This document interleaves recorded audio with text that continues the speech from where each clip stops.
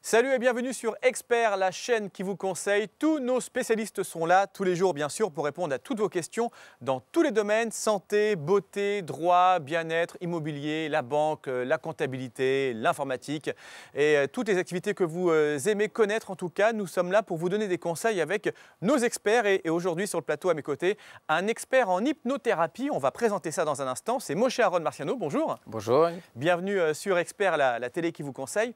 Avec tout d'abord ce domaine d'activité, l'hypnose, l'hypnothérapie. Est-ce qu'on peut dire un peu ce que c'est que d'être hypnothérapeute, hein, puisque c'est votre titre, pour ceux qui veulent comprendre et qui peut-être pourraient faire la confusion avec les hypnotiseurs qu'on pourrait trouver dans les émissions de télévision. C'est une activité, un domaine un peu différent, je crois, que vous avez. Hein. Tout à fait. L'hypnotiseur est un hypnotiseur de spectacle. On nous appelle les hypnothérapeutes parce qu'il y a hypnose et thérapie. Donc il y a de la psychothérapie avec de l'hypnose, tout simplement en utilisant les modèles de la programmation neurolinguistique, la PNL, tout simplement. Voilà, alors c'est une hyperconcentration. Ce qu'on appelle l'hypnothérapie et l'hypnose, en fait, c'est une hyperconcentration comme quand on raconte une histoire à un enfant. On le fait imaginer. Eh ben, c'est pareil, pour les adultes, on les fait imaginer, donc c'est qu'avec des mots. Il y a une formation pour devenir hypnothérapeute? C'est quoi? C'est une science? C'est une activité psychique? Comment on pourrait dire ça? Non, c'est effectivement, on doit aller à l'école. Ouais. Je suis retourné à l'école. Et effectivement, on a plus d'une année, entre 1 et 3 ans de formation. Et voilà, après, on peut exercer, ouvrir son cabinet. D'accord. Et voilà. Ce qui est votre cas. Alors, on va parler avec vous d'un sujet que vous avez choisi, qui est assez original et qui a rapport bien sûr à l'hypnothérapie, c'est le fait d'arrêter de fumer la cigarette. Alors, vous allez nous expliquer, et je suis très curieux de l'entendre, qu'avec des séances, voire peut-être même une seule séance d'hypnothérapie, on peut arrêter de fumer. C'est bien ça, j'ai bien compris? Effectivement.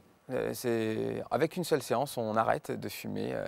C'est tout simplement qu'on rentre dans la boîte de Pandore, hein, à l'intérieur des personnes, en fait. Elles nous donnent la clé de leur inconscient. Et en fait, c'est comme un gros disque dur qui est à l'intérieur, là ou là, peu importe.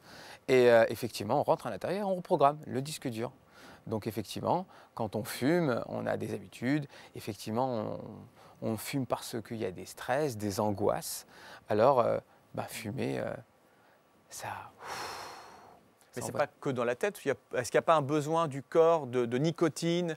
Là, je comprends qu'on répare un peu la partie psychique, on va dire, mais le corps qui a besoin, non? Ou on peut s'en passer? L'esprit guérit le corps. C'est lui qui a les D'accord. commandes, de toute façon. Donc à partir du moment où on pense, d'ailleurs une angoisse ou un stress, quand on pense à un problème donné, on y pense, boum, on a un stress, D'accord. on a une angoisse. Donc On digère il y pas a un dans symptôme du l'estomac. corps qui vient suite à la commande de l'esprit. commande de l'esprit. Tout à fait. Imaginez, vous pensez à quelque chose qui est désagréable, et vous avez un rendez-vous. On a mal au ventre.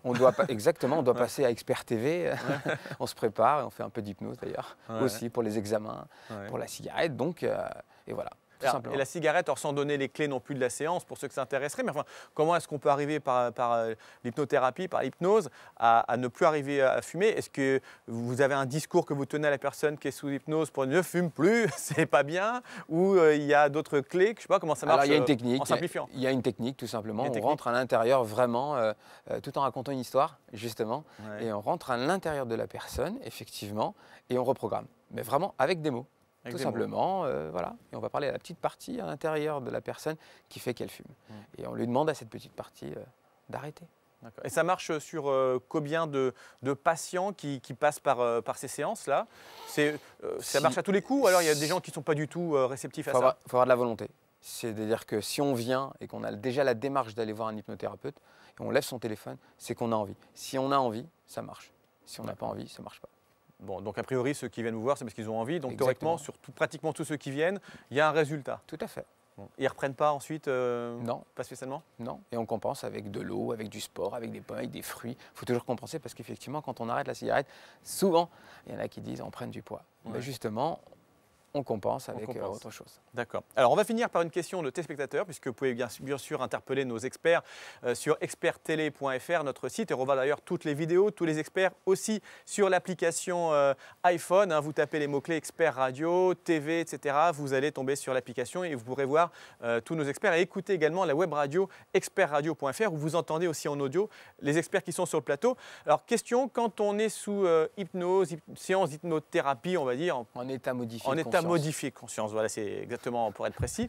Est-ce qu'on reste malgré tout, on garde le contrôle ou on est complètement à la portée, à la merci de celui qui pratique l'hypnose? On est toujours en contrôle et comme j'aime à dire, on est toujours conscient d'être inconscient. Donc il y a le petit veilleur dans l'esprit, dans le cerveau qui est là et pour dire non ou oui. On décide tout. Donc quelqu'un qui ne veut pas se faire hypnotiser, entre guillemets, il le fera pas. Ça marche pas. Mais même quelqu'un qui est d'accord, qui est consentant, quand il est sous hypnose, il peut encore arrêter quand il le veut? Tout à fait. D'accord, donc on ne peut pas manipuler quelqu'un comme une marionnette finalement, comme un pantin avec l'hypnose. C'est une idée reçue souvent aussi. Tout à fait, c'est une idée reçue. Reçue, d'accord. Voilà, en tout cas, on a reçu votre idée aussi. Ouais. Merci beaucoup. Merci. Moi, cher Marcel, je rappelle que vous êtes hypnothérapeute, c'est comme ça qu'on dit. Et on a appris pas mal de choses sur votre domaine et également qu'on pouvait notamment arrêter de fumer, mais j'imagine pas mal d'autres choses. Exactement, phobie, allergie, traumatisme, peu importe. Eh bien, il y a du boulot. Voilà. Merci beaucoup. Merci. Restez bien sur Expert, la chaîne qui vous conseille. Dans un instant, c'est le principe de cette télévision. D'autres experts vous donnent plein de conseils. À tout de suite.